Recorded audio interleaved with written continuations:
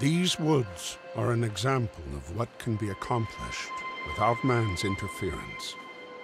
This forest, away from any town or communal society, is as untouched by man as any mass of green can be.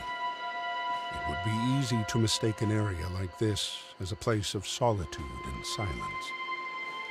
That is not the truth. Here, there is no substantial evidence of civilization, but that does not mean it is without life.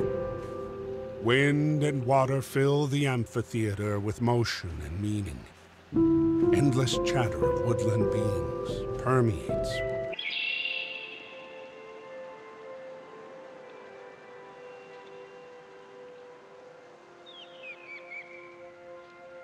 Within this arborous cathedral, these are not idle conversations. It is an opera, a symphony, a concerto of unification, perfectly executed by design. There is no explanation for how these beings coexist. There is no reason to know why. Within these trees, among these streams, life is, and that is good enough.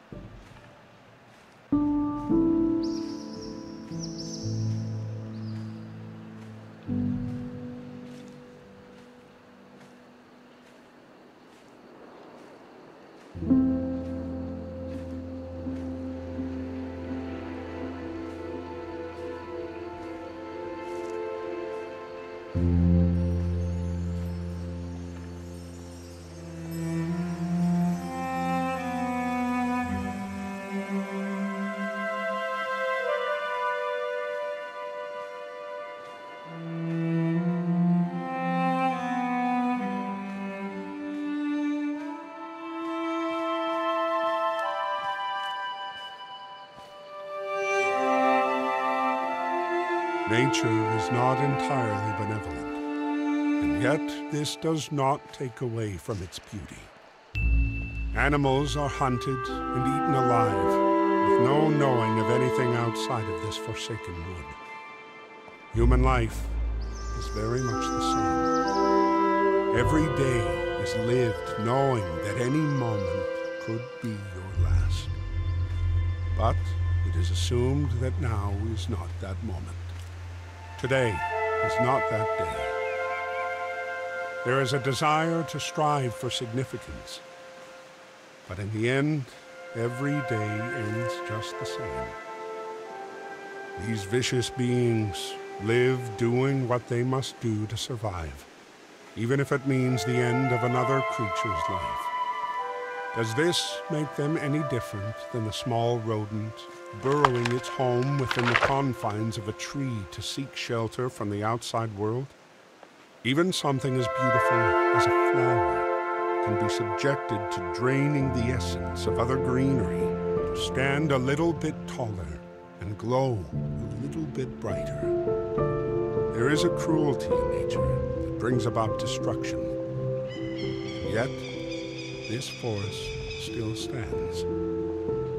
Life carries on, even if it's not the life that came before.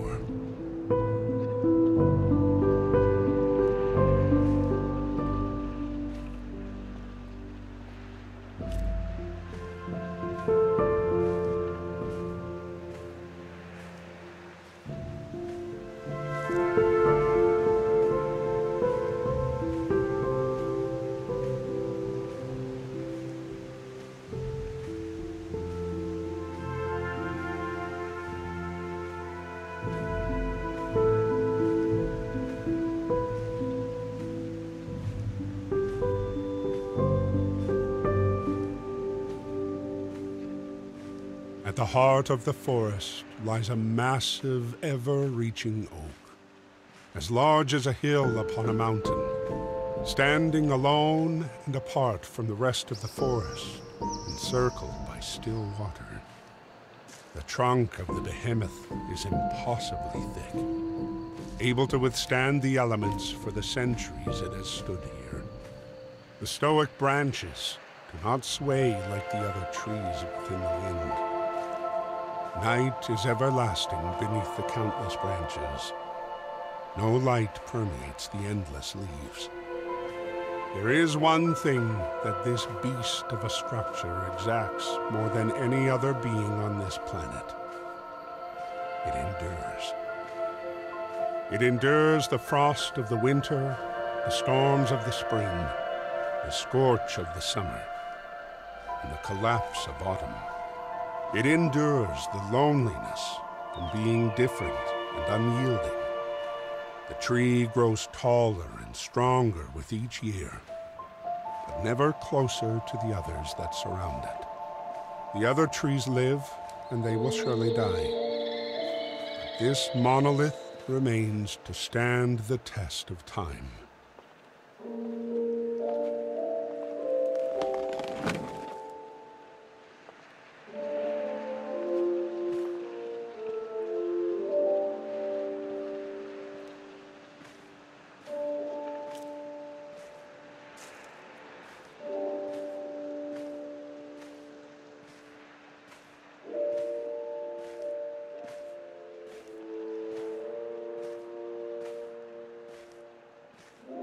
Streams cut into the wooded area like capillaries, carrying the essence of life from the top of the hills to all the organs of the forest. The streams swiftly scour the mountainside to ensure the continuation of this Eden, ceaselessly palpitating the blood of the earth. Unlike a standard circulatory system, the cycle of this network of vitality does not return to its source. It only travels downward into the endless expanse of the sea, to nevertheless return as droplets in the rain. Following the streams is a sure way to reach the colossal peak, if one were not to worry about the definitiveness of gravity. There is only one way to reach that height so directly, and it requires wings. Without a transport of such convenience, one must move onward into the dense arteries of the mountain, where the sun is no longer your companion, and the loneliness truly sets in. The dark takes over, and there is nowhere else but forward. There is no more going back.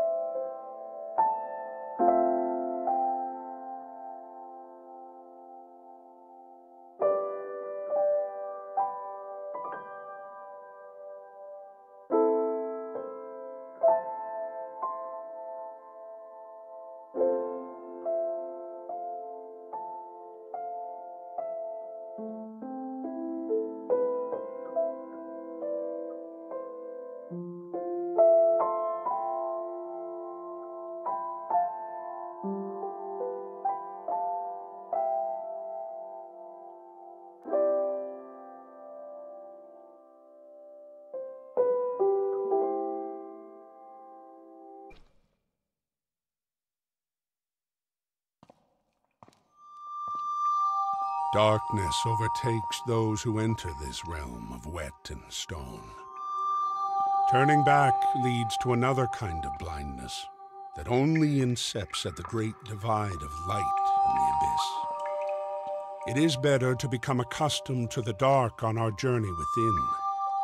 The only way to reach the highest peak is to descend into the deepest parts of ourself, far within the mountain.